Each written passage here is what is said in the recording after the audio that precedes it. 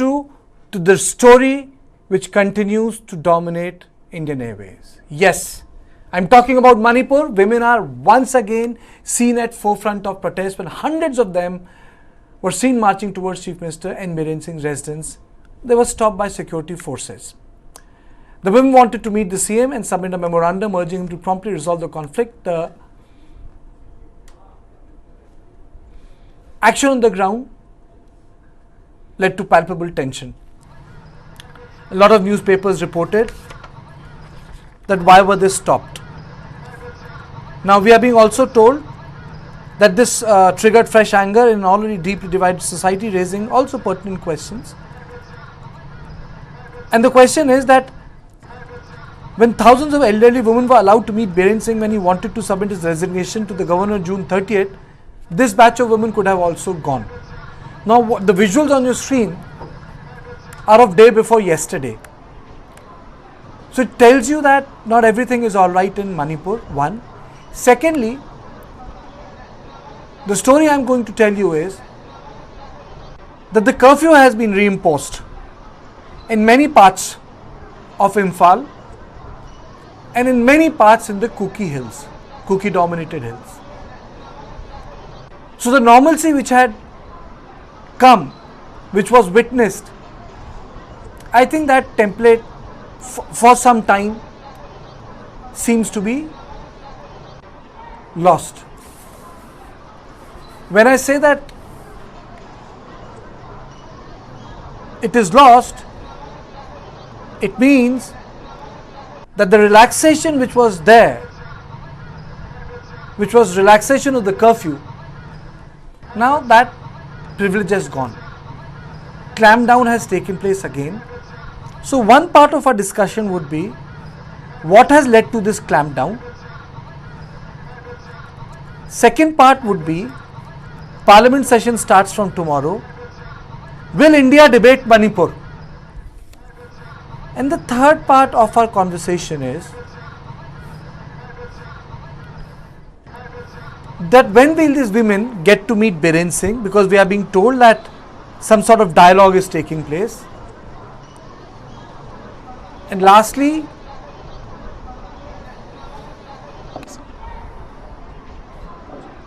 what sort of measures are in place today, and little bit of update on the TMC delegation. So first let us play all the visuals, all the bites and all the tweets I have. Let me play out first of all the tweet of the Chief Minister and his photograph first.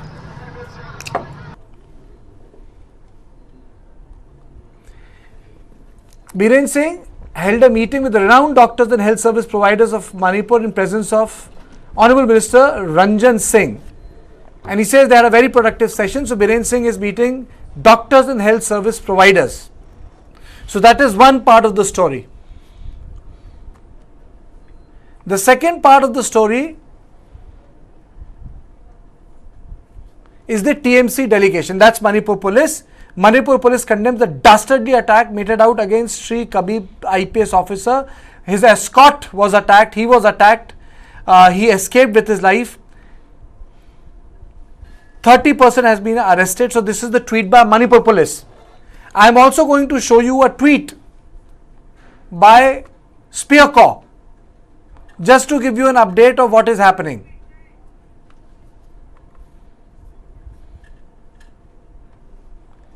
So I am going to play out the tweet of the Spear Corps also.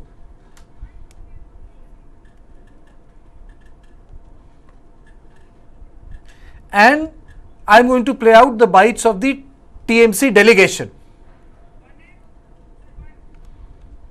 As per the directions of the Honorable Chief Minister of Bengal and Chairperson of All India Trinamool Congress, a delegation of 5 members of Parliament are going to visit Manipur today and tomorrow. It is our Chief Minister Mamata Banerjee ji who first wrote to the Honorable Home Minister that she wanted to visit Manipur.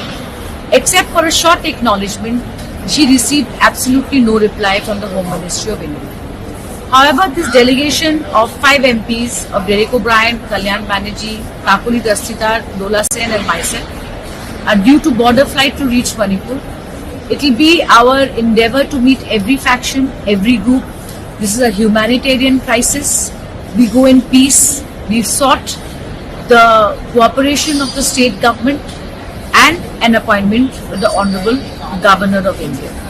We are deeply saddened to see that in this difficult time in Manipur, the Prime Minister of India has remained silent. But our leader, Mamata Banerjee, and our party, All India Trinamool Congress, is making this visit to reach out to the people, especially the women and children, the thousands of them that are there in the relief camps, and thousands have also left Manipur who we probably can't reach. It is our hope that we can contribute in every which way to bring back peace in Manipur and make sure that all factions live with harmony over there. So now let me introduce my guest to you. Today in studio I am joined by Mr. Thamlin Kipgen. Very warm welcome to you, Mr. Mohammad Ali Shah and Ramanand Singh. In studio I am joined by my input editor Brijesh Pandey. Brijesh, first of all, why did situation deteriorate so much in last 48 hours? What happened? Well, I think, the incident that the women wanted to meet Biren Singh and that was not allowed created a bit of a scary situation, a skirmish between the security forces who were not allowing the women to go and the women who wanted to meet the Chief Minister and submit a memorandum of their demands and all.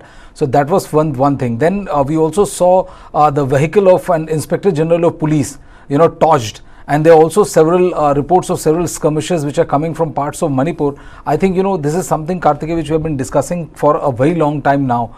That law and order, that the government is still now not being able to control the law and order situation on the ground. And until and unless this law and order situation is controlled to a level where, the political process can be initiated, it will become very, very difficult to initiate any kind of political dialogue.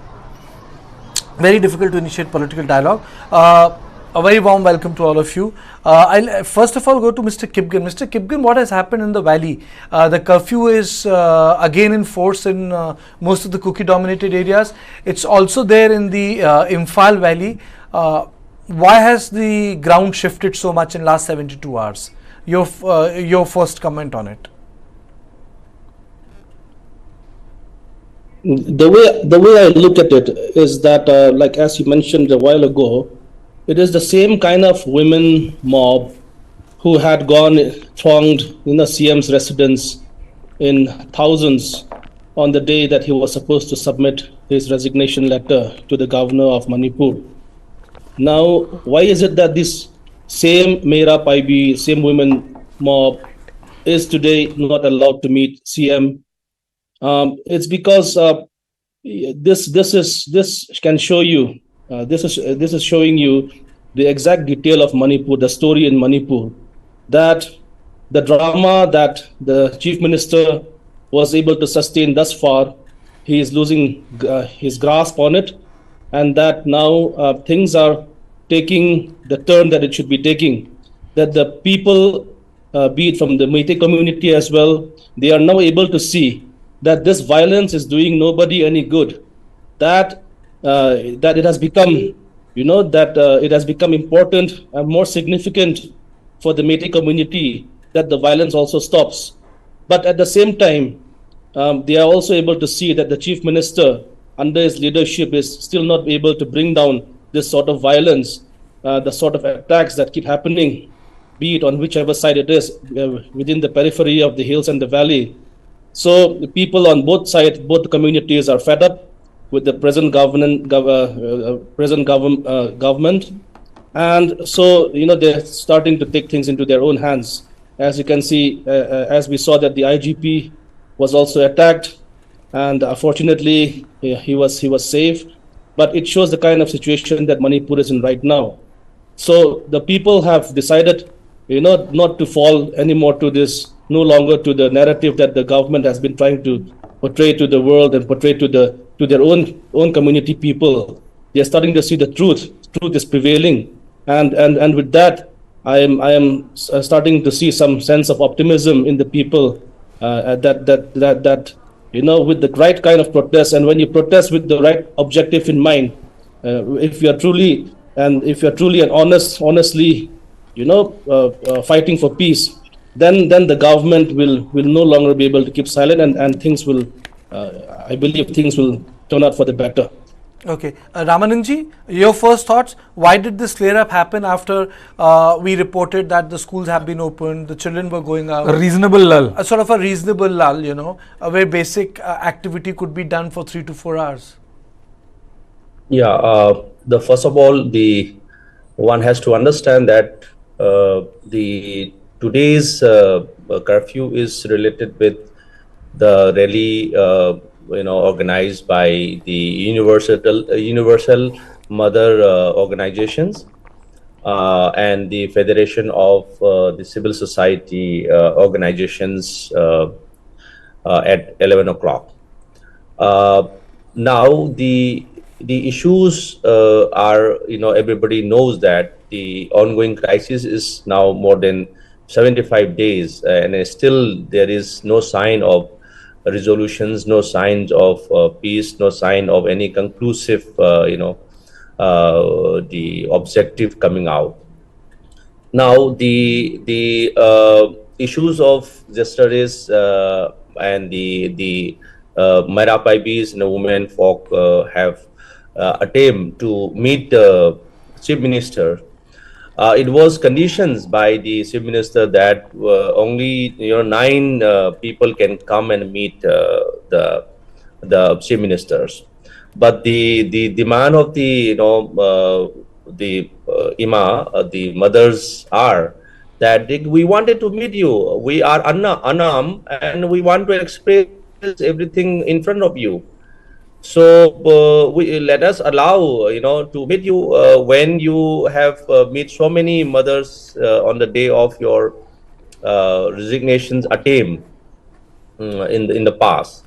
So then they are not allowed by the security personnel, and later on they have warned by the security personnel, and they throw all those smoke bombs and the others. So that was many of the mothers got injury on that day. So that whole issue is nothing but is the anger, is the frustrations, is the confusions and the fears among the people of Manipur, both in the hills and in the valley. So because of this reason, still people are feeling that the more need to be done by the government, and the government is failing till now to control the situations on both the side. That is what I wanted to say. Okay, and these are the opening comments. Mr. Shah, warm welcome in our show. आप पहली बार आ रहे हैं. Yes, your opening comments.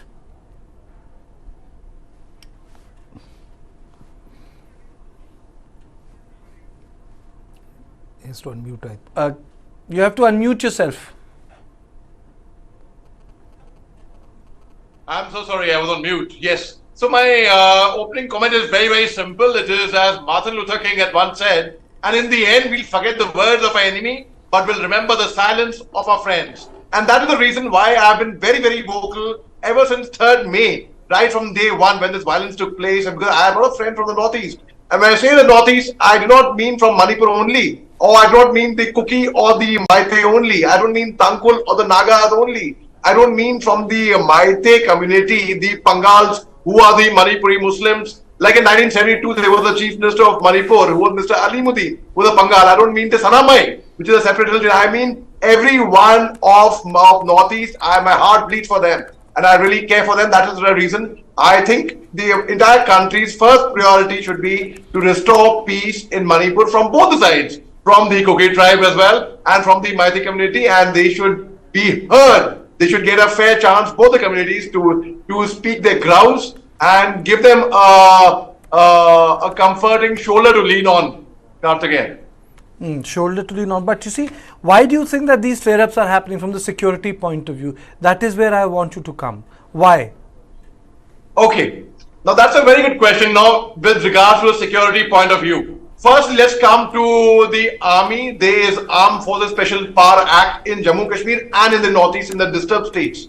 Now, The Armed Forces Special Power Act firstly was lifted from the valley a couple of months before the violence broke out, a couple of months earlier in fact. And now the army cannot just come in and just barge in. They have to be called, because right now it is a situation where it's aid to civil authority, where there's a requisition, the army has to be requested, and then the army comes in to help the civil authority with the magistrate, guide, maps, there's a whole lot of things. But the army, there is no requisition for the army to be called out. Secondly, the Assam Rifles is doing a commendable job, and I'm not saying this because I served in the army and the Assam Rifles, I generally mean it. They have been aspersions cast on the goodwill, on the good work of the Assam Rifles and on the army also, unfortunately and very unfairly. Where, see, the very fact is when you are neutral, when you do not take sides, then you would be accused of taking sides, because you will only be fair. You will only help out who is being victimized. You will help out the victims.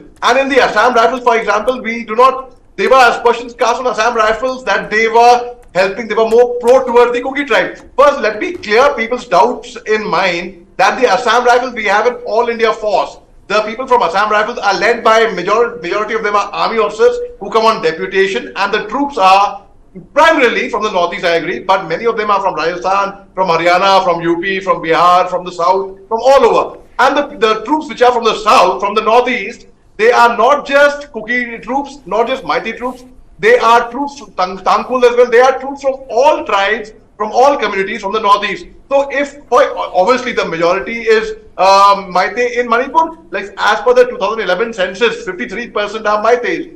So zahir si baat hai, obviously the maximum troops even in the Assam Rifles will be Meitei. Now if the Meitei troops, people say that they were helping the Kukis, this goes to prove that our forces are totally secular, totally neutral, totally non-biased. They will not see who is Meitei, who is Kuki, who is a Hindu, who is Muslim, who is a Sikh. They will just discharge their duties impartially without taking sides. So now the security point of view again, it was indeed a matter of grave concern when thousands of weapons were looted from the Manipur State Police Commandos, a very good fighting force, and I have always spoken very highly of them. I have worked with them, I have seen them, I have operated with them closely on ground, and they are a very good fighting force. So it surprised me no end where not a single bullet was fired, there was not much of resistance, and thousands of weapons were looted from the armory of the police. That is again a matter of grave concern. I think it should be inquired, and that particular battalion, those particular from the training center, wherever it was,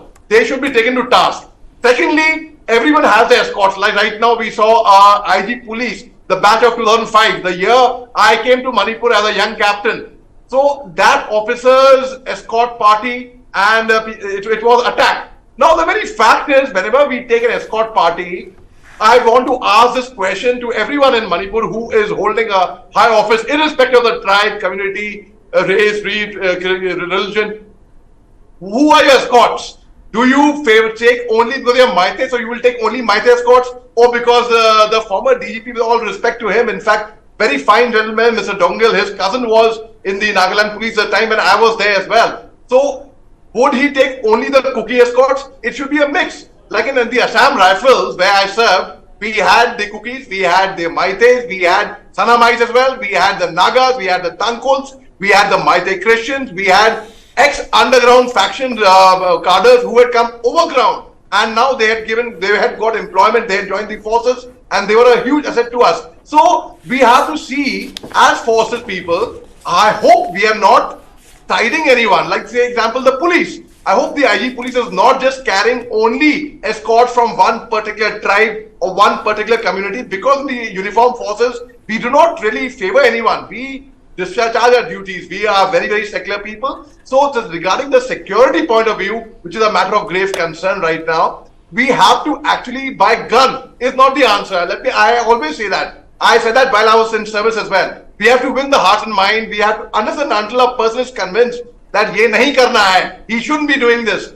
You can force a person with a gun, with a bullet, with fire to a certain extent. But can you convince his heart? That is the golden question over here. So I was in a place where security situation, the guns were blazing big time. My gun blazed too, Karthikeya, I'll be very, very honest. But instead of firing bullets from my gun, I chose to fire love, peace, compassion, humanity, the human touch from my gun. And we got a lot of people. they got brainwashed. Their mind changed. They came on our side. They said, no, we had a different impression about just last night, I interviewed a very senior person who was a part of the underground faction in the Northeast just last night. Okay. And what he told me was, earlier, a lot of people tell me that, when we met an officer like you and your troops, our entire impression about the army, the Assam Rifles, changed completely. Okay. Because earlier we would perceive them as villains. Now, no, they are heroes. They are the ones who stay away from their families and they do their bit over there. Okay. Mr. Kipkin, yesterday you weren't here. It just struck me I should ask you because, a lot of things came on chat box. And I wish that you were there part of my debate. And I can get in Ramananji on it later. Today I really want to discuss, because there's there's a meeting in the parliament. The decision needs to be taken. Manipur debate has to be posted. MPs need to be informed under which section Manipur debate will take place. Yesterday there was a lot of confusion of different cookie groups talking about what they basically are demanding. Article 3. That letter, or some were saying union territory. What is the position of cookies or tribes in Manipur? Can I get a clarity from yesterday there was a lot of confusion and I got barrage of questions and statements on my YouTube chat box. Can you just shed light on it before we go any forward in this conversation?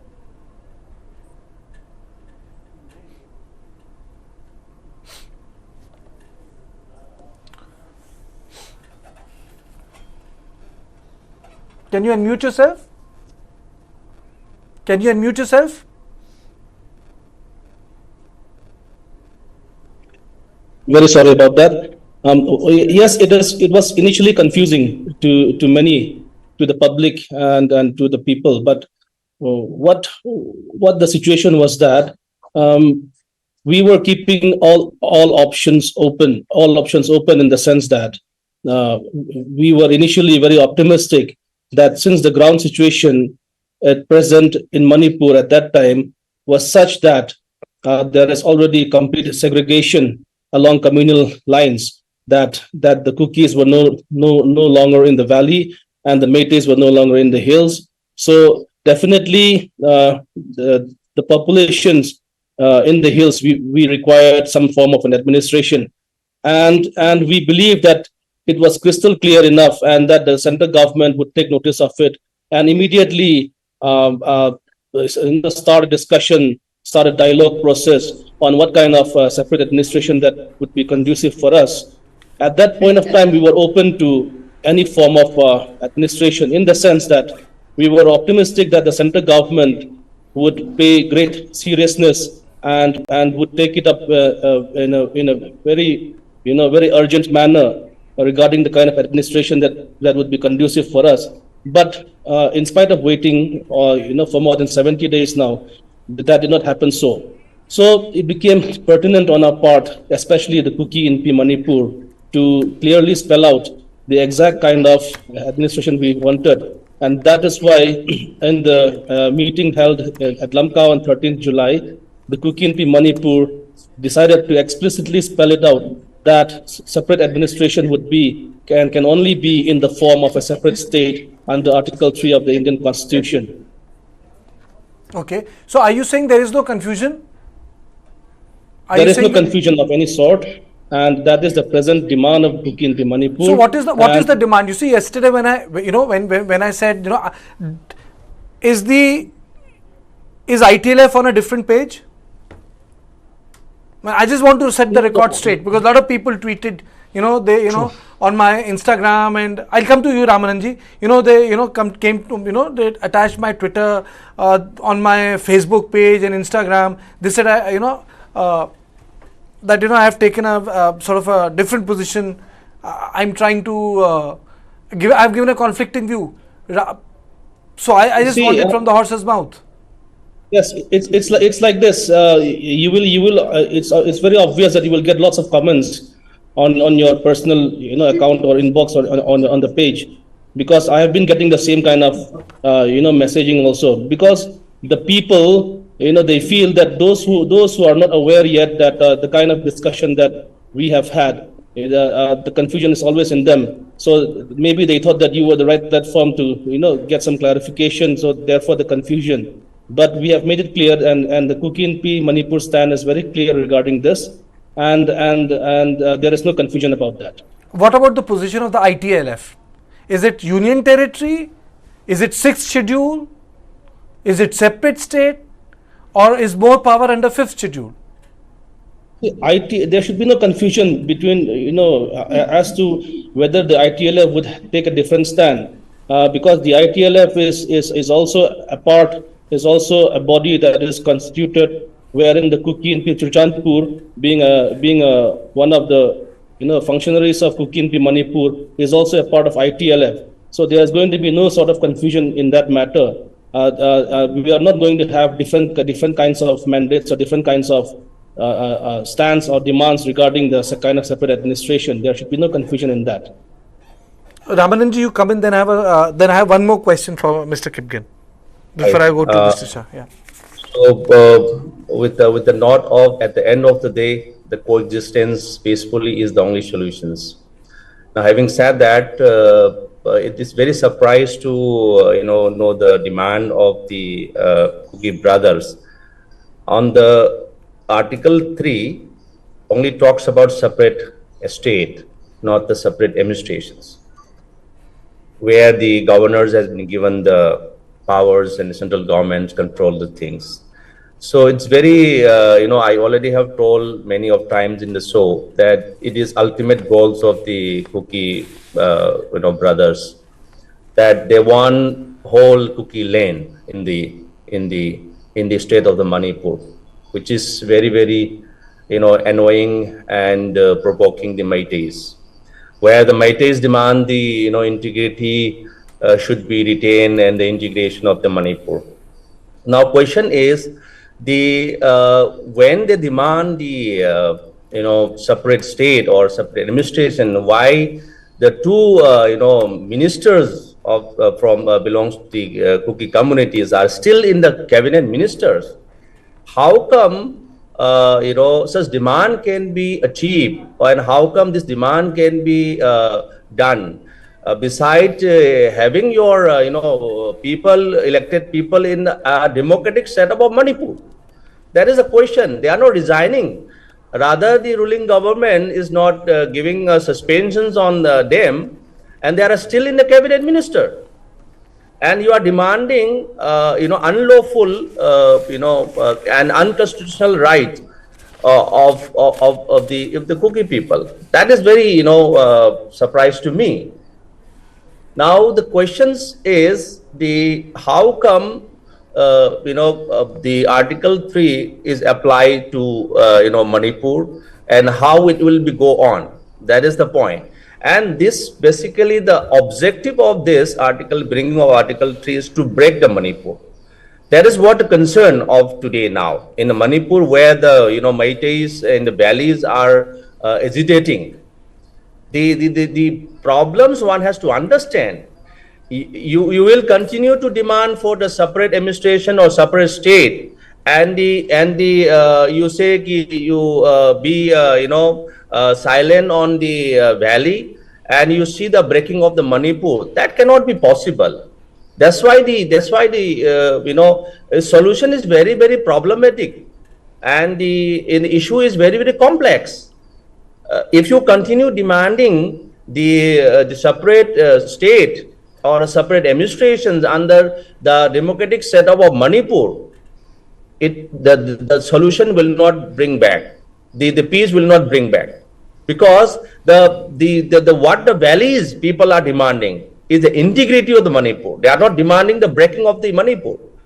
So obviously this will provoke the people more and more. Can I share some thoughts on that? Yeah, you can share some thoughts on that. First of all, there is nothing called democratic setup of Manipur. There is the democratic setup of India, and within this democratic setup of India, we are voicing our concerns. When you say that we are against Manipur integrity, let's take a look back. Who is against Manipur integrity? When you chase out your fellow citizens of India, fellow citizens of Manipur from the valley, when you kill them, you butcher them, you burn them down, you chase them out, where is the sense of integrity that you are showing? Now you are speaking something. You are saying something like, so it's sounding like this violence, current state of violence, is in reaction to our demands. No, our demands are in reaction to the current state of violence in the state.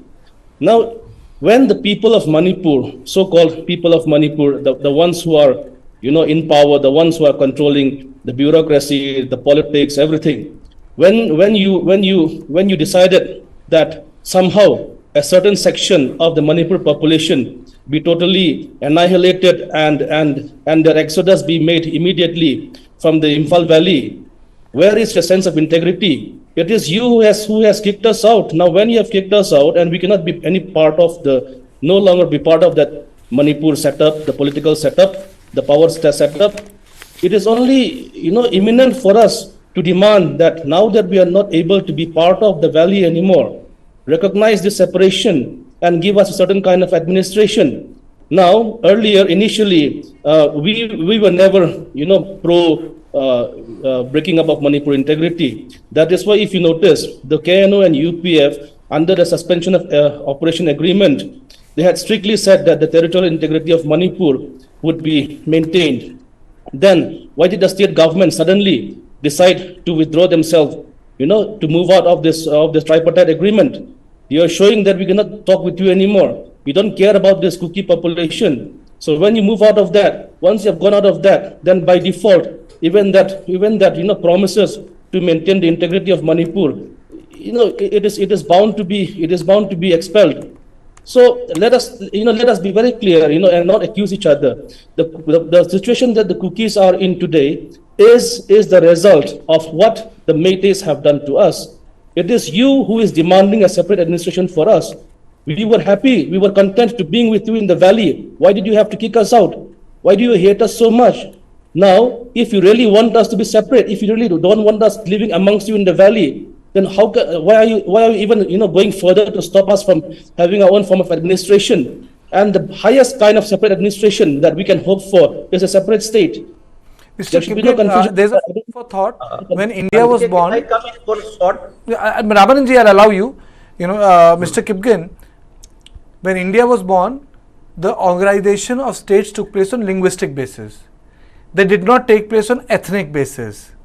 Various ethnicities were part of bigger state, but linguistically they were organized. Maharashtra, Gujarat, Karnataka, Kerala, Andhra, Odisha, Bengal, even Jharkhand and Chhattisgarh and Uttarakhand were not just on the basis of tribal, but they also had the backwardness as a quotient to it, It has a different impetus. There was part of two big states and the focus was not there. So that idea was also very, very different. Do you think, is it possible to think that, I'm throwing a thought to you, sir.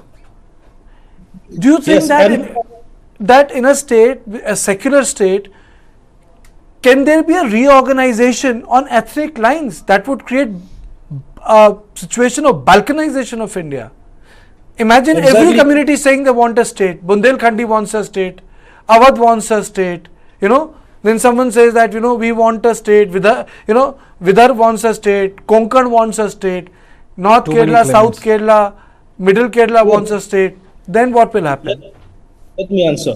Okay. So, likewise, we were also very much a part of that, and we truly upheld the linguistic basis of formation of state, and we never once questioned that, and we have always been living with that thought that yes, this is the kind of state that we want, and Manipur is a perfect state for us. We were always happy in it. We were always a part of that state. We always felt a part of it. Then why? Who are the ones who's today questioning it along ethnic lines? We are not the ones questioning the creation of statehood along ethnic lines. It is the Métis population. They are suddenly decided to go against the Indian form of linguistic basis of state creation by communalizing things. They are the ones who have taken a communal tone to it, who have kicked out a certain section of the population based on the community. It is not the cookies who have demanded it. It is not the cookies who said we want to be separated. They have separated us. This is the result of an act of a separation that has been carried out by the majority Métis. I don't know where the confusion is. Till today, we are not saying that we should be given a separate state because we are Kukis. No, that is not the case. We are saying that we need to be administered separately. And if you ask us, since the government has been quiet so far, the central government has been quiet so far, silent so far. If you ask us, it is only that we would demand the highest possible that we can reach. We would demand a state. So where is this coming from? Where is this leading to? It has come from the valley. It has come from the sense of segregation, the separation that has befallen us. Okay. It is not. Okay. Before I come to you, Ramananji, I'll come to you. Let me play out a bite of Jairam Ramesh. He has spoken on Manipur. He is the national spokesperson, head of the media cell of the Congress party, and he says that the Prime Minister must intervene, break his silence, speak on the issue of Manipur. And Parliament is going to start functioning. And I think Karthik, going by the tone and tenor of the Congress, looks like that the issue will be raised either tomorrow or in the next couple of days. Either on Thursday or Friday. Yeah, one of these days, yes. Let's play out the bite. Most important is Manipur. Continued silence of the Prime Minister on the humanitarian tragedy that has destroyed Manipur. Hundreds of people have been killed. Thousands of people have been displaced. Prime Minister is quiet. No outreach to Manipur political leaders. So Manipur is certainly an issue that we want a discussion. We want the Prime Minister to intervene. We want the Prime Minister to tell us what is his strategy for bringing peace and reconciliation back in Manipur. Let's repeat the bite of Jairam Ramesh. A short bite but a pertinent one. Let's repeat the bite. Most important is Manipur. Continued silence of the Prime Minister on the humanitarian tragedy that has destroyed Manipur. Hundreds of people have been killed. Thousands of people have been displaced. Prime Minister is quiet. No outreach to Manipur political leaders. So Manipur is certainly an issue that we want a discussion. We want the Prime Minister to intervene. We want the Prime Minister to tell us what is his strategy for bringing peace and reconciliation back in Manipur. Okay. Ramananji? I just shortly coming in. See, I just wanted to put some facts in this debate. One is the Muhammad Ali ji, we always have a conversation. This is not a TV debate, and Mr. Kipgen and Ramananji are part of our show. I'm not saying that they are the usual suspects, but they are part of this effort to do Manipur every day till things normalize. We have a large dedicated section on Northeast, and this is the commitment. I said it on the 5th of May that I will not let go of this. And today it's 19th of July. No other platform has done it except us, and we are always there, me and Brijesh. So you want to say something, please raise your hand. So it's a democratic thing. So I'll come to you. So if you're not raising your hand, I'll think कि फिर आपके पास अभी कुछ कहने को नहीं है. You want to say, raise your hand. Ramananji, then I'll go to Mohammed. So the fact is the beginning of the crisis, whatever the reason everybody knows and what it happens, is very, very unfortunate, for everyone. But the point here I just wanted to tell to the viewer is the beginning of this crisis started from the Chuchampur. That is the epicenter of the crisis started from the Chuchampur, and nearby the foothills of the Chuchampur, the burning down of the houses started. Then after that, simultaneously, the More, where the majority Kuki peoples are, staying there, they have started burning there also. So the whole story is, started from the Chuchampur and Kuki dominated area, and it has been coming out towards the Imphal. Whatever happened, I am not saying that I am supporting it. It is totally against the humanity. Everything is not, good taste. It is absolutely okay. But the narrative should not be changed. It is not the Meiteis attacks on the Kuki peoples, at Imphal in the beginning. It was started from the Chuchampur only, where the majority peoples of the Kuki stays. And they have started, going down to the Torbungs and the Beshampur side. It's all, everybody know this, number one. Number two, still, my friends has saying that there is no, Kuki people in Imphal, there is no Kuki people in More, there is no Kuki people in Chuchampur. I absolutely agree with there is no Meitei peoples in Chuchampur, but there is still thousands of peoples of Kukis in the Imphal. There is a, the news check on where many thousands of the cookie are still there. Yes, they are under the security of the central force, but they are still there. So there is no question of cleansing everywhere, all this. But I am sure that there is no Meiteis in More, there is no Meitei in the Chuchampu. That is, I'm sure. Now, next point is withdrawing of the Sioux by the Manipur. I am not supporting the government move, but the government said that when the agreement was signed, it was with the someone who is not Indian. The person was MP of the Myanmar and he's outsider of this country. So therefore, we are not going to, stay with this Sioux, because the original signatory of the person signed on the paper is MP in Myanmar. So the origin of this organization is not from Manipur. So therefore, there is no question of the Sioux agreement with the Manipur. So that's why they withdraw the Sioux by the state government. This is what I wanted to clear in this show. Thank you. Okay, Mr. Shah, you wanted to come in, and then I go to Mr. Kipgen. I have a specific question. Right, just yesterday I was in a conversation. I was interviewing Patricia. She's a very fine lady, a social activist from Meghalaya, Padma Shri. She got a Padma Shri in 2000, and she had contributed in solving the insurgency problem in Meghalaya. There was a militancy problem there earlier. It was 1996. It was there. Now, she mentioned one thing which has stayed with me, and I totally agree with that. She said a Sioux agreement was signed with the cookie groups, the cookie insurgent groups like the KR, the Cookie Revolutionary Army, the KNA.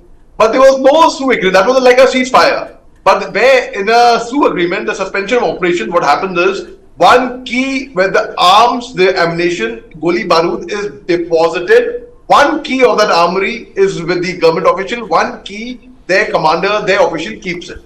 Now, there was no Sioux agreement signed with the Meitei faction groups like the UNLF, United Nations Liberation Front, the PLA, People Liberation Army, the KYKL, Kangla Yamon Colonel Group. But there was no Sioux agreement. There are other groups also, like the PPAC is there. There is Pulse, People United Liberation Front. There are other factions fighting in Manipur. So this insurgency problem was very much there. And let me tell you, I had come to Manipur after I had served in Jammu Kashmir. There is Armed Forces Special Power Act over there as well. I was on the border. But Mr. Shah, there is a difference in what is happening in Manipur. In Kashmir, the security force. No, Karthike, one second. You are right. What you are saying is 100% right. Okay, see, what the insurgency problem in Jammu Kashmir, I was just coming to that. The security issue in Jammu Kashmir was very, very different compared to what it was in Manipur. Completely different. In fact, in Manipur, in Chandel, there will be a different ambush. In More, there will be a different ambush. It was that the booby traps over there, the jungle warfare, the guerrilla warfare of the insurgents was extremely different than what was there in Jammu. I was coming to that as well. What you were saying, I'm on the same page as that. Now, the very fact is, now, for example, I'll give you one thing. Like, we have politicians landing up now in Manipur straight suddenly. We have now we have a delegation from TMC going in. We had Rahul Gandhi coming there a few days back. But the golden question is, how many people, how many politicians, how many of them have taken interest in the entire Northeast, I would ask. No, they would go for holidays, they would spend millions, they would spend a lot of money to go to Switzerland, to Sweden, to Italy. But the most beautiful part of the country, that's the northeast part of India, it's been neglected. So the very fact is, I would say people are most welcome to come to Manipur, and everyone can come. There is an ILP, Inland Permit, there is RFP, Restricted Area Permit, which gets an approval, fine. But the very fact, how much would they understand Manipur? That is the golden question, because it is not easy to understand. It's very, very complex. Let me tell you, I started my schooling when I was a 3-year-old boy from the Northeast. I spent my childhood in the Northeast, apart from being ADC. You mentioned about SPEARCO. Well, this is a SPEARCO tie that I'm wearing. I was ADC to 2 co-commanders of SPEARCO. I've seen the functioning of 2 lieutenant generals under whose command. Then I went to the Assam Rifles. In fact, that is the reason I always keep saying, I am Nanganungshi Manipur. Now, despite that, I still do not feel, I do not know enough of Manipur despite that. I don't know enough of Manipur despite that. So a person, like I would be a Mayank. Mayank is a term normally for an outsider. Like you and I, Karthike, we would be Mayanks. But I think it's the right time for Mayanks to actually step in the way, and I commend your channel for taking up this issue, because whereas many channels do not take it up, they have been neglecting Manipur. They have been neglecting northeast part of India, the most beautiful part of our country, in fact. I mean, there is a lake over there, Loktak Lake. There are floating islands over there. So it is what you are saying is so right. The insurgent problem of Jammu Kashmir was very, very different to Manipur, yes. But the very fact is, why haven't we been able to resolve that issue as yet? There has been a ceasefire with the insurgents in Nagaland, with the NSC and IM, NSC and K.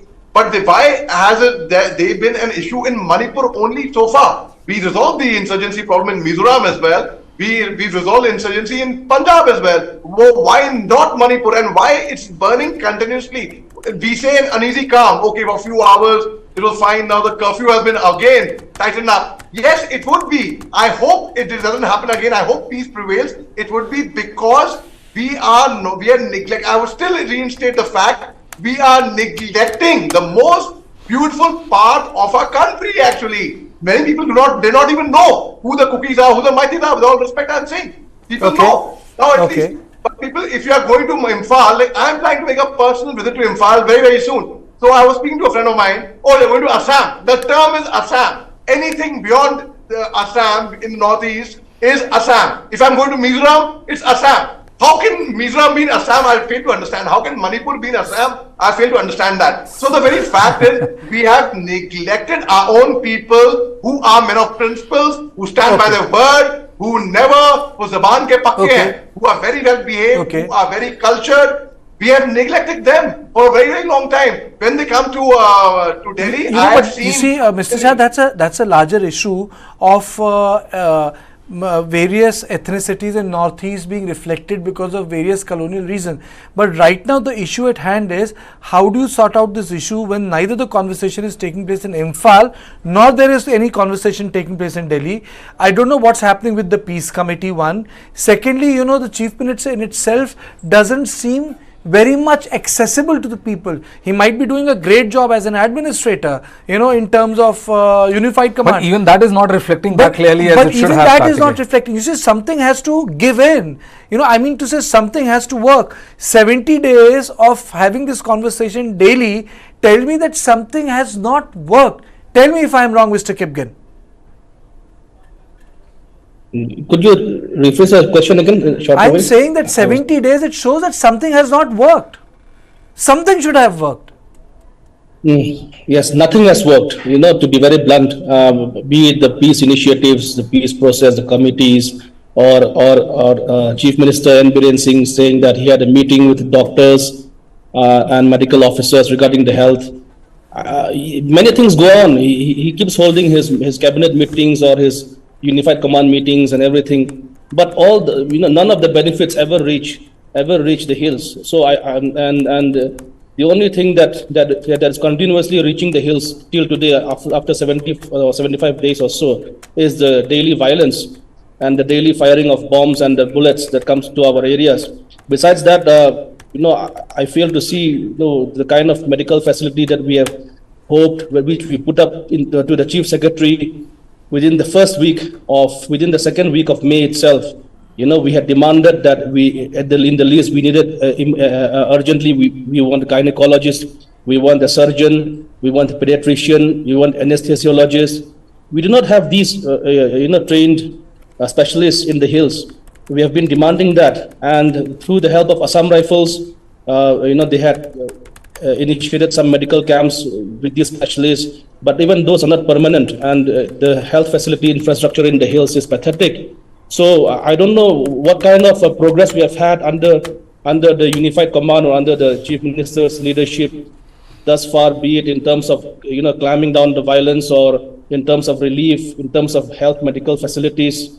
We fail to see anything good that has come up thus far. I'm sorry. No, it's okay, Ramananji. Yeah.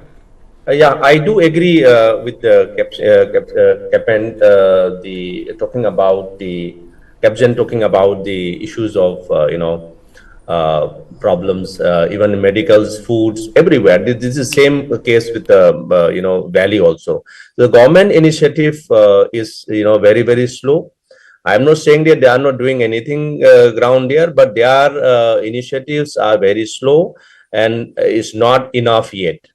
More need to be done the reach out to the people in the hill, reach out to the people in the valley is very, very essential. That's why the mothers are coming out in the street. There are so many people are coming on the street because of this reason. It's very clear that the government, both in the center and the state, really need to think about the strategy and think about the policy to at least bring the peace and the dialogue among the peoples. Otherwise, I am expecting that there will be a full civil war. Now we have seen only the tailor of the civil war. You can imagine that in the later on there are going to be happens. There are so many devastating kind of the crime, devastating kind of fighting among them. Maybe they are, because people are so much angry. They are hatred. There are so many rumors around. There are confusion. There are frustration. There are fears. There are so many things around in the in the brain of their people, both in the hill and the plain. So that's why it will may come out uncontrolled in different part of the state.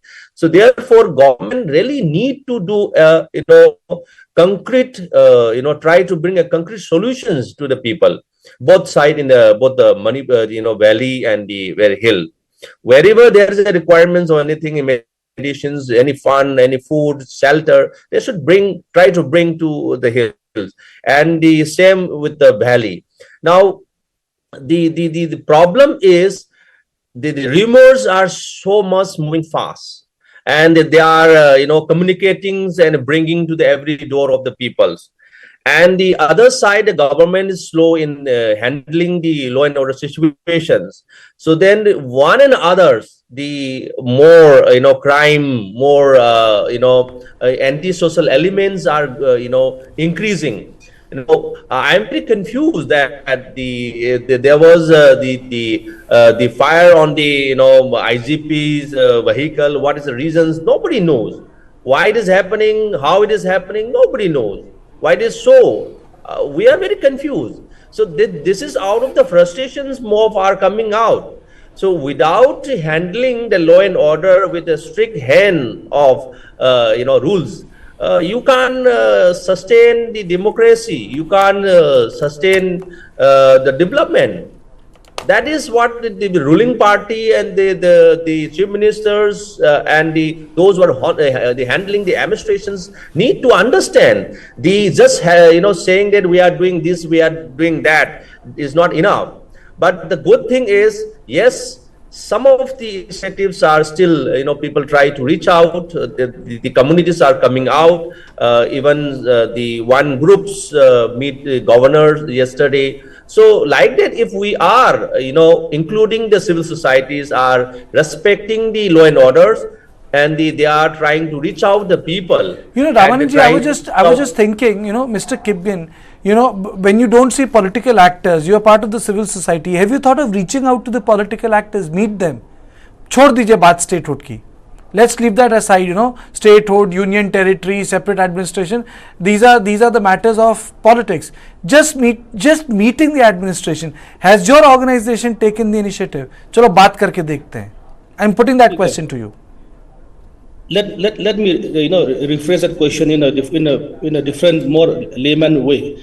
For example, let's say the non-political actors such as myself and Professor Ramananda, Dr. Ramananda. I would like to put this question to Dr. Ramananda. For example, do you see the Kuki population coming and living in the Imphal city immediately, or the Metis population, once again, coming and living in some pockets of the hills? Is it realistically, practically, when do you think it will be possible for us to have that kind of trust and confidence for us to live together side by side again? What is the earliest date that you see? Okay, I will not ask. I will not let this question go to him. Let me put this. Can we create another? No, Mr. Kibgen, let me do. This is a conversation. I am not putting you in a corner. It's a civil conversation. क्या India में एक बार दोबारा हिंदुस्तान पाकिस्तान हो सकता है? तो आप बताइए, कुकी मैती कैसे हो सकता है? No one will allow it. It's like an internal partition. No elected government can allow this. Cookies can be empowered. under 5th schedule, 6th schedule, but no government can do this. ये तो internal partition हो जाएगा. मतलब आप बताइए, मैं ऐसे ही पूछ रहा हूँ. Let me be the devil's advocate, Mr. Kigbin. You must be aware of this phrase, devil's advocate. It's a medieval term, you know. I'm being the devil's advocate here. Which elected government will allow this? Tell me. Yeah, how do you see this as a segregation of, based on certain lines, maybe communal lines or anything? It has become a political necessity. Like I said, this was never something that, of course, say 20 years back, 15 years back, 25 years back, we had a body called the Cookie State Demand Committee. See, these things are always there. When there is, during times of peace, when you have luxury of time with you, you can demand anything. The movement has gone nowhere because it is not something that even the people may have really endorsed or not. But now the necessity, it is a necessity now that we need some kind of an administration. That is why I was putting a very simple question to Dr. Ramananda. When do you foresee, at the earliest, us living together again, to be very realistic, to be very practical? Because the way I see it, these things takes at least minimum a generation. So what about that within that generation? Are we going to be left without any administration? Now, and I also do not agree that with the statement made by our anchor that this is akin to India-Pakistan kind of a divide. Why are you trying to put that kind of a political divide? It is not nothing. It is not a political divide. It is within the ambit of the constitution. It is within what did I tell you? I'm not trying to corner you. I am asking you a question in earnestness. You say so many things on my show. Do I stop you and get angry?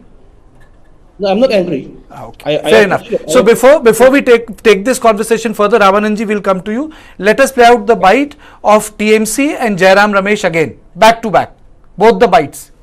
As per the directions of the Honorable Chief Minister of Bengal and Chairperson of All India Trinamool Congress, a delegation of 5 members of Parliament are going to visit Manipur today and tomorrow.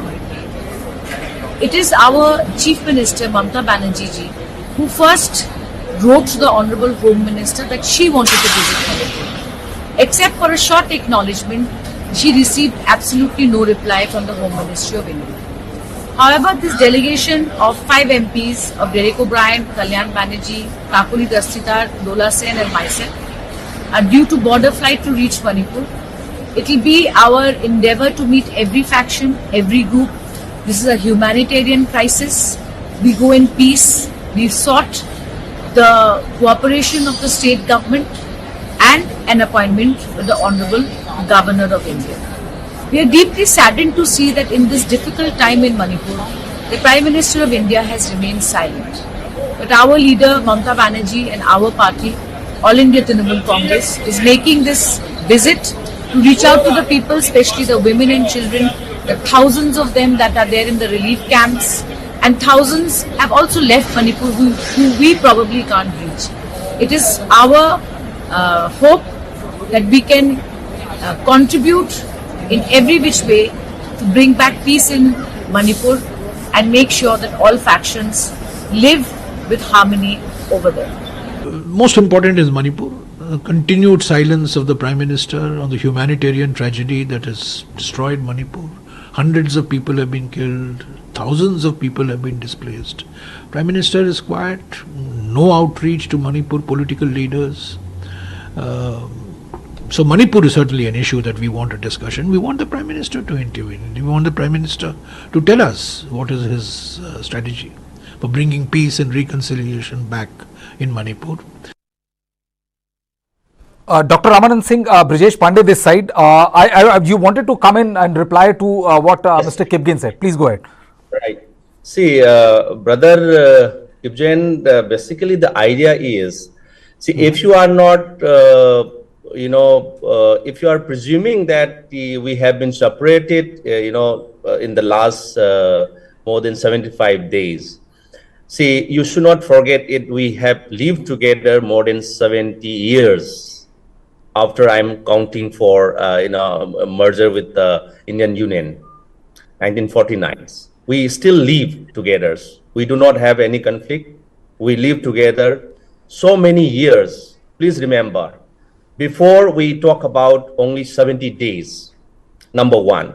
Number two, there is a way. There are the unfortunate incidents. There are the unfortunate ethnic conflict between Meiteis and Kukis, but still there is a hope. There is a hope. There is a way. There is solutions.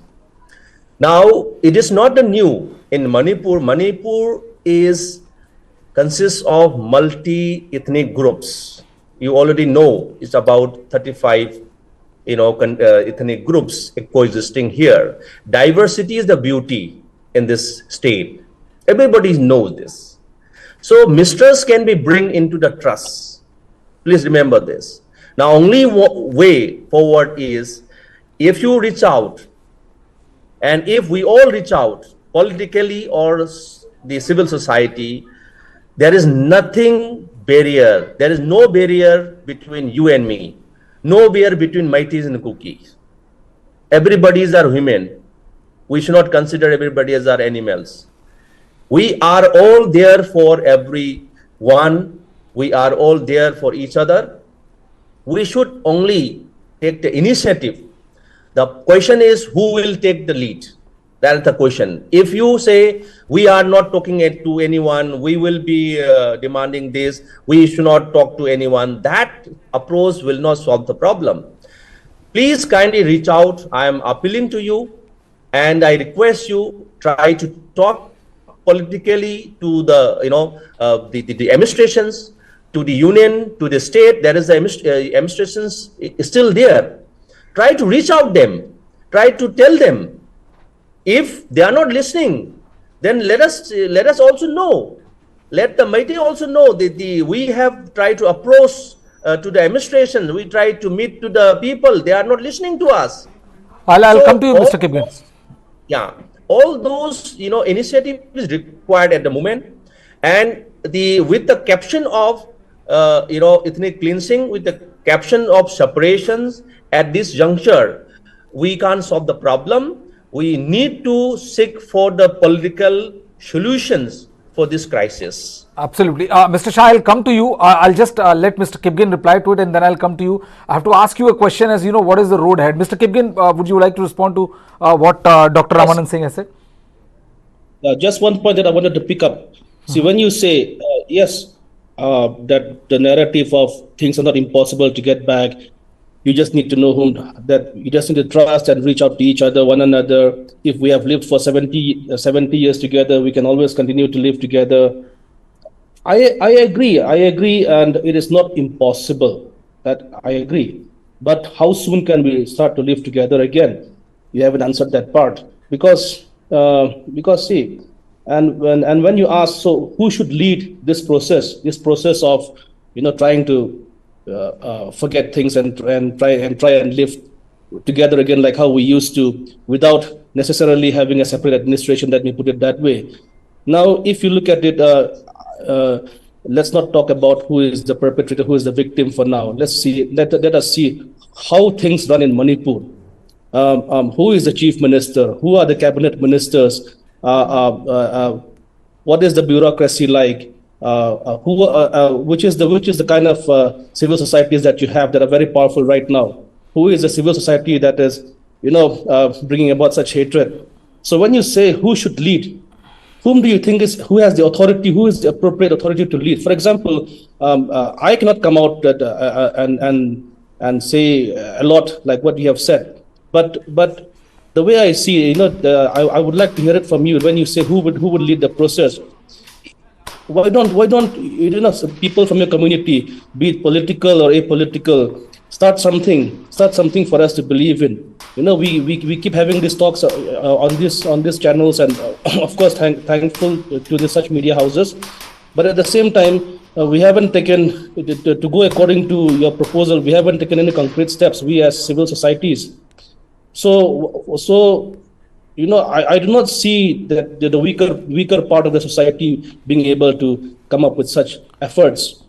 Show us some efforts, my Meitei brothers, Dr. Ramananda, and show us some efforts that you're taking so that to bring down the violence or to get to where you were proposing that without separate administration we can always live back together as we have done in the past 70 years. show something. Okay, I'll come to you, Dr. Ramananda. First, I'll go to Mr. Shah. Mr. Shah, one of the common point of this crisis has been, the government came a bit late, though. The central government announced a peace process, a peace committee, which disintegrated the moment it was announced. Where majority of them saying that they were not consulted, and that was last of the any kind of peace committee or formation of it was thought about. You heard Dr. Ramananda, you heard Mr. Kipgen. There's a complete absence of track 2 as far as this violence which is going on in the last 70 plus days. What exactly, why according to you, there has been no concrete effort to have a track 2 diplomacy or track 2 reach out by various other stakeholders so that the violence can be doused and some sense of trust can be rebuilt? Right, that's a very good question, and I'm sure that same question would be in a lot of people's minds. So you've got the pulse of everyone who wants to know, who are curious to know that, so over 70 days and this violence has not calmed down as yet. Now, the very fact is we have to understand one thing. I have seen a lot of violence being in the army, on the borders. I have seen a lot of bloodshed. I've seen my brothers dying in my own arms. I know the pain when I would call up a person's family and inform them that your loved one is not there in this world. So right now, as I agree with both my panelists, and I think they are very, very sensible and very, very mature and very, very balanced people. And I commend your channel sincerely, and I am saying this not because I'm speaking on your channel, but I commend your knowledge about and your understanding about the entire conflict, because similarly, we need to have a dialogue, because bullets, fire, violence, that is just not the way forward at all. That will, and two wrongs do not make a right. So it's not the time to talk about who's the perpetrator, who's the victim, and such things. We need to have a strong dialogue, not in Manipur, in Delhi, by the leaders of the Kuki tribe and the Meitei community, and at the same time, some neutral people who are neither Kuki nor Meitei. Well, you mentioned about the peace committee, which was formed of 51 members. At the moment, I was one of the first, incidentally, when I read that list, I felt so it was a big eyewash. That's what my personal feeling was, because there were 25 members from the Meitei community, there were 11 members of the Kuki tribe, there were 10 Nagas. It didn't make much of sense to me, and many of the members over there, irrespective of whichever community or tribe they were not consulted. So I found it to be a very, very big eyewash, firstly, over there. So I think a dialogue needs to be happen in the capital city, in the capital of the country, in Delhi, where we sit down and we talk, because dialogue is the only way forward. Bullets, firing and violence, bloodshed is just not the way forward at all. So a strong dialogue has to be commenced. Now, when that is not happening, and I feel very sorry and deeply pained to see that there is no seriousness of a dialogue which is happening. And at the best, what we are doing is we are trying to douse the fire through our own little means, by the media house, responsible media houses like yours, and by going in and making our own efforts. I think really the need of the hour, the first priority of the country should be to bring peace in a beautiful state like Manipur. Because unless we have peace, like Gautam Buddha once said, unless we have peace within, we cannot expect peace from outside. We have to have peace within our own house.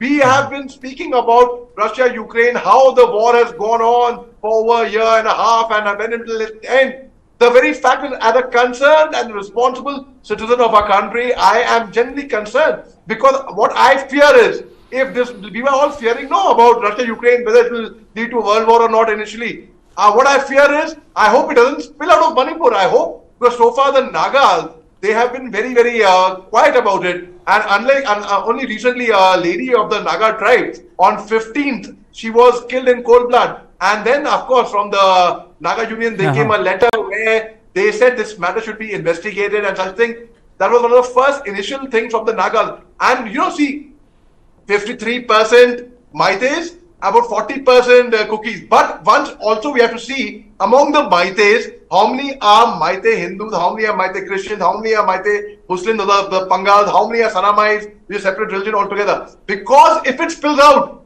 I really fear it's going to be very, very bad. And I hope that doesn't happen. So it's always better, because one small throw in the water can create a tsunami. A simple spark can create a forest fire. And this is like, it's already gone really out of control. Now we are unable to douse the fire. Yes, absolutely. So dialogue is the way forward. Absolutely. We should have sensible people like the way we had on your panel. And I totally agree with Mr. Kipgin and Dr. Saab. We should have people like them, in fact. People like journalists like you. Yesterday on the show, I heard a very responsible voice. I heard Dr. Goite speak that we should have journalists who are familiar with that area, who have gone there because they do the research. They go there on ground. They have understanding. You should get people from the former armed forces personnel. We should get former IPS officers who have been former DGPs of Manipur. Absolutely.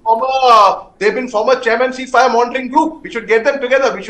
They've been former governors. They've been former chief secretaries of Manipur. Many of them are Mayank, as I explained to you what Mayank would be. So that should be the first priority of the country, and let's hope and pray that and prayers work. Prayers actually work miracles.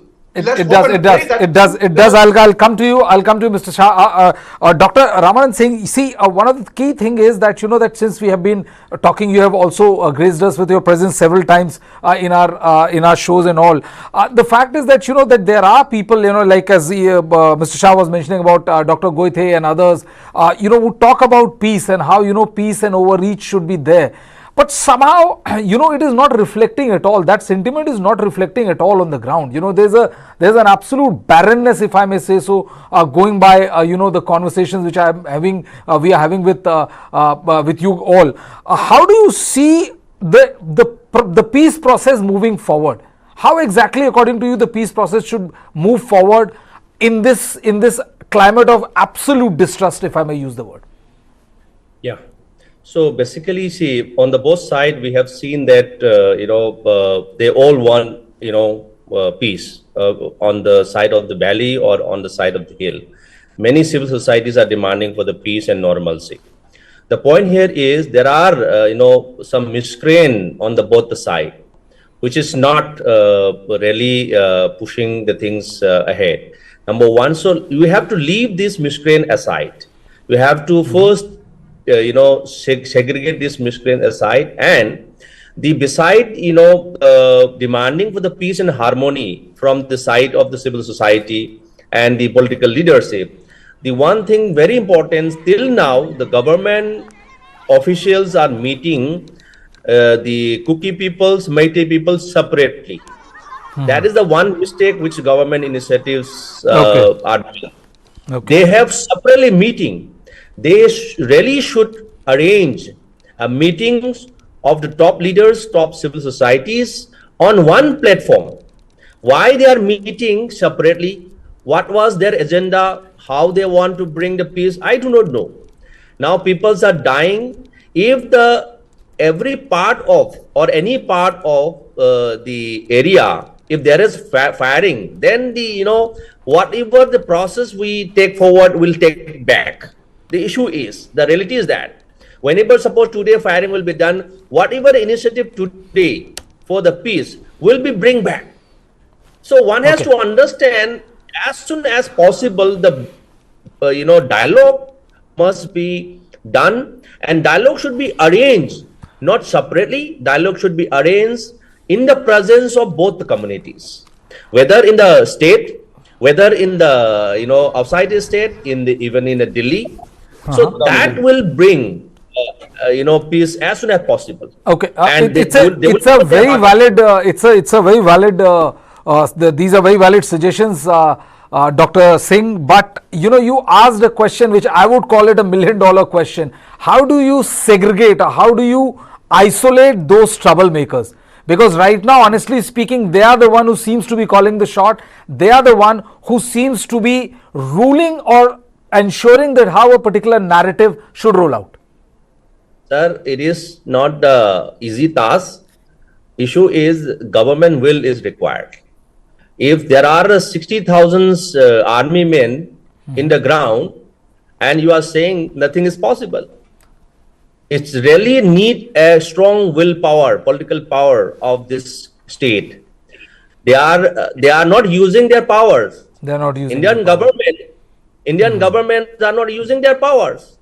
You are just watching and waiting for the peace to come at the border state with the 60,000 force in Manipur. It is not possible. You have to act on those who have violated law and order, you have to act on immediately. You have to act on them. If you are leaving aside all these miscreant and allowed to do all this miscreant anywhere in the hill or anywhere in the valley, then the peace will be very far to imagine. See, Mr. Kipkin, how do you react to that? Because yes, those troublemakers are right now, seems to be the one who are calling the shot. We have been talking about how, without first restoring peace, there is no way any kind of political process which can move forward. What exactly is the government doing? Where is the will of the government? When you have so much force, when you have so much police, how is it that miscreants from both sides are allowed to go scot-free? Yes, a very unfortunate fact that is, and the way I would put it is that, see, for example, today, I know I have many of my journalist friends among the Métis communities as well in the various media houses in the Imphal Valley, and I know a few of them are men of character who have always given the reporting and given their analysis in the strict sense and ethics of journalism. But today they are unable to do so, and I do not believe that overnight, they would let go of their ethics and their moralities. But it is just that the ground reality is that they have been forced to report in a certain way, and I'm also sure that I personally know many of our Métis academicians and professors and those who are in the academics who have previously been very vocal and been very much speaking along the lines of harmony and integrity and claiming us or welcoming us as in the other tribes, for example, the Kukis, as very much part of the part of the Manipur state. But today, many of those voices and those academicians are also not able to give out their voice in the way that they would wish to. And I am very understanding of this. I do not blame them personally, but such is the kind of freedom that has been given from the 3rd of May, that these troublemakers are able to silence every one of these who dare to speak the truth, be it from whichever fields that they are in, from the Métis community. So that is why, although we say that many processes of peace or many peace building measures should be initiated, they are unable to do so. They are being silenced. Otherwise, everyone fears getting killed. Now, the picture in the valley, the way I've heard from a few of my friends, is very different than what is being reported. It is not that everyone subscribes to this violence, but many of them cannot directly, give out their opposition to the current spate of violence, and they cannot be critical of the present stance that the Manipur government is taking. So it becomes very difficult. Then the only question remains is that who is the one who is able to do this? And as Dr. Ramananda has rightly pointed out, the chief minister has to take this stand.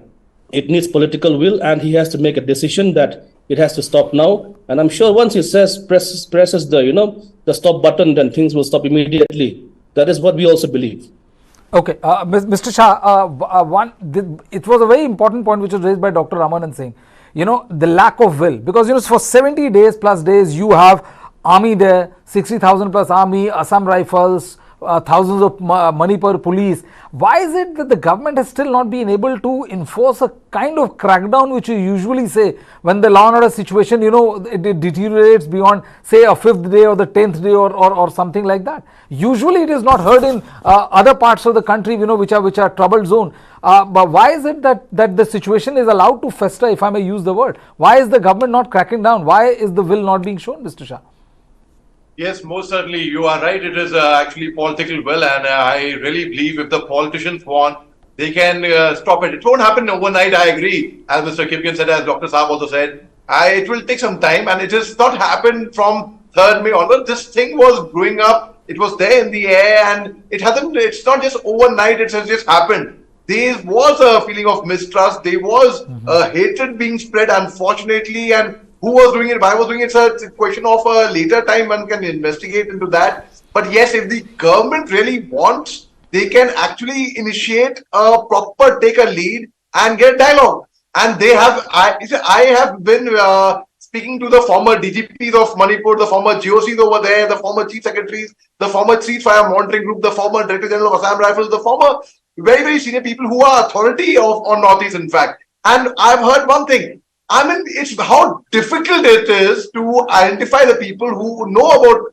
Manipur well and get them together, get the leaders of the Kuki tribe and the Maithei community together. I mean, just yesterday, as I mentioned about Dr. Namanthang Goite, she was very, very responsible, and heard that excerpt from your channel went viral yesterday. In fact, it was being shared even till today, till now. It happened almost 24 hours. Why? Because that was a part which connected with a lot of people, not just from Manipur, but from Delhi as well, from Bombay as well. So people were sharing that particular excerpt where she gave us suggestions, where she said people who understand Manipur, who are neutral party, have to step in the fray. And how difficult is that? It's not difficult at all to identify people who have, it's not, everyone knows you, everyone knows your channel, people know the people who come here and speak, it's very easy to get people who understand Manipur and get them on a formal, official, with authority, a talk. It's very easy to sit and talk normally and informally. We are having a very informal session over here, though it's online, it's virtual. We have taken the lead, we've taken the initiative, because as we know, the society will not change unless and until we change our own selves. So we have taken the lead over here. And but yes, the political will is very, very important over here. Even regarding calling out the army as aid to civil authority. You know, the army can make it clean within 24 hours. They have that power, they have the authority, they have everything with them. But the army cannot take the law in their hands. The army cannot function without direction. The army has to be called out officially, formally. And let me tell you, if the army is actually called out officially, formally, they know the job very well. They are a totally neutral party. They will clean the mess within 24 hours. And I feel if any security force, it can be a police force as well, if they cannot clean a mess in 24 hours, it can be violence in West Bengal, panchayat election, it can be anywhere. That means there is something seriously wrong. Then there is something really actually seriously wrong. And my heart goes out. I mean, people lose faith then. People lose faith. That should not happen. And political will is very, very important. Let the politicians of Manipur, in fact, from both the parties, everybody wants peace. Nobody wants violence. Nobody likes to be sleeping at night, not knowing in the morning whether my house will be burned or not, whether my relative will be shot or not. My heart went out when I spoke to Joshua Hansing, the father of a 7-year-old boy of Tonsing Hansing's father. I spoke to him on the phone and I conveyed my condolence. His father is Kuki, mother was Maithei Christian, Aunt Lydia, who they were accompanied with, she was also Maithei Christian. She was.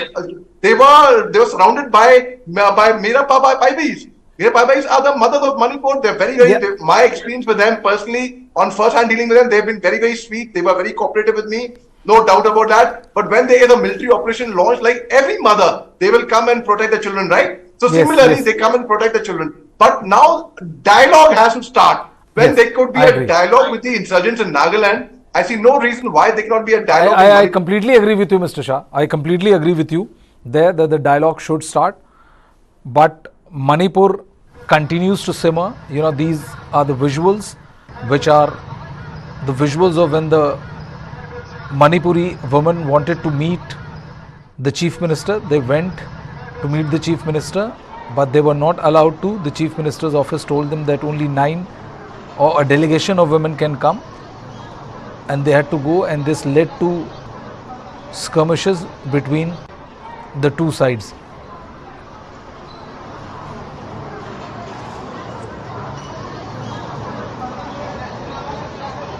With all this gear, you must be wondering if I'm climbing a mountain. Well, let me give you a wider look of this place. This is Asia's largest mountain of shame. A mountain of waste, almost the height of the Qutub Minar. When you enter capital cities of some of the biggest countries in the world, you don't have 3 garbage mountains waiting to welcome you, depending on whichever side of the city you enter from. The thing is that a lot of times we talk about landfills only when there's a fire at the landfill. You need to understand that a landfill is at fire almost throughout the year.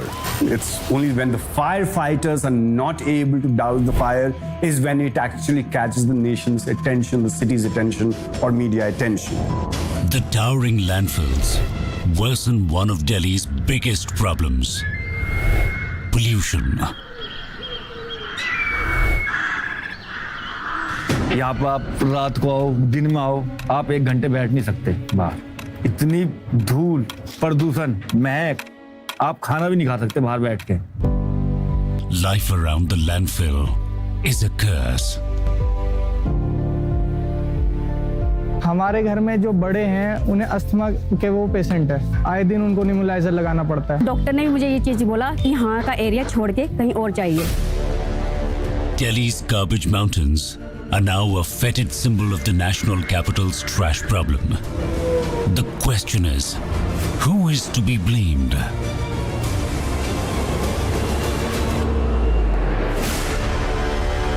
Watch Delhi's Garbage Mountains. Streaming on News9 Plus for the Gemflix.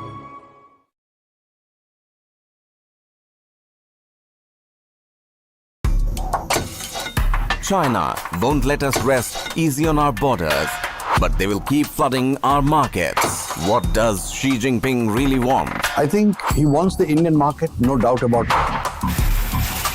It's really a matter of showing their dominance. India's great Chinese conundrum. Nobody can contain it. Not the United States, not China, not anybody else. Frenemies. Streaming now.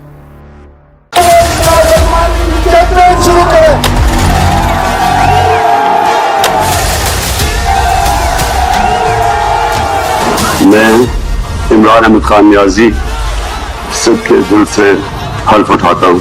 When Imran Khan came initially into politics, he thought his personal popularity would be sufficient for him. It didn't happen.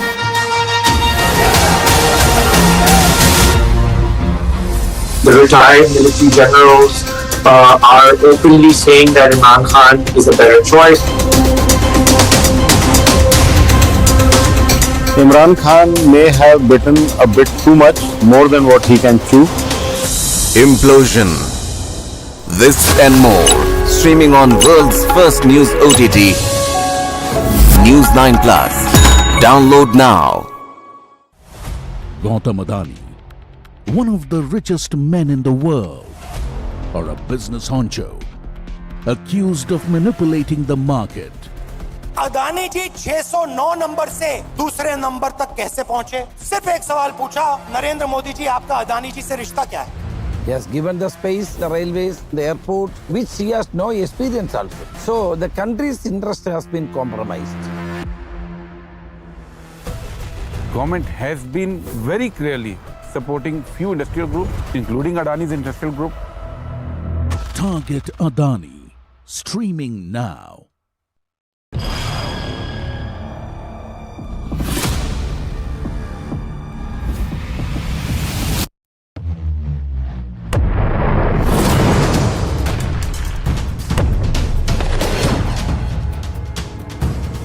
He thought he could outlast us. And 1 year later, the evidence is right here in this room. Who will blink first? So far from preventing the expansion of NATO, Russian actions have actually resulted in the expansion of NATO. It's a mess for Russia and it's a mess for the Western world, for NATO and the United States.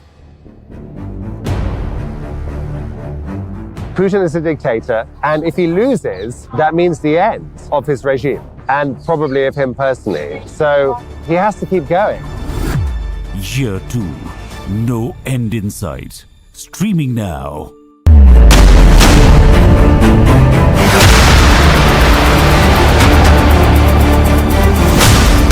BrahMos. Stealthy. Lethal. Precise. It flies at 3 times the speed of sound and cuts through a warship like a hot knife through butter. China's navy has threatened its neighbors, and they are turning to the BrahMos for protection. The warship killer. This and more streaming on world's first news OTT, News9 Plus. Download now.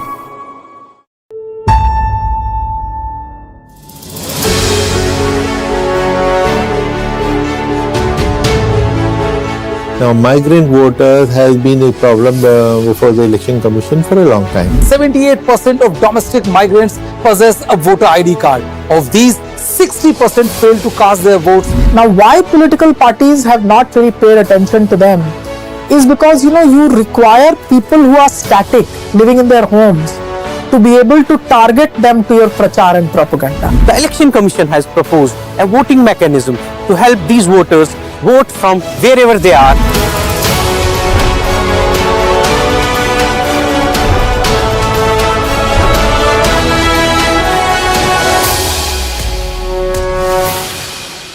In the year 2020, they were the face of COVID-induced lockdown.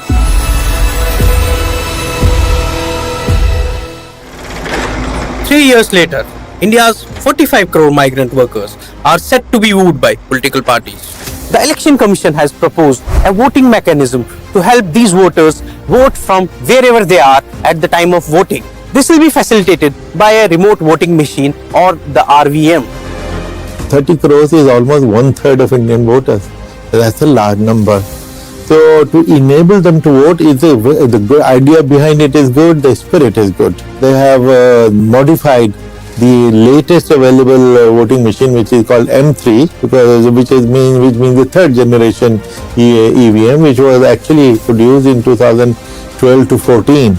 Those machines have been modified, and if whether you are from Patna or Mumbai, you come to Delhi, so you can vote here in your constituency. And this machine can take up to 72 constituencies. That ballot paper will be replaced by a digital ballot, and which means 72 options are possible. If you are from place 1, he is from place 20, he is from constituency 50. So when the press of a button, that thing will change. And then you press the button, the rest of the procedure is the same. The opposition parties, who have earlier questioned the veracity of electronic voting machines, have yet again raised doubt over these remote voting machines. There are huge political anomalies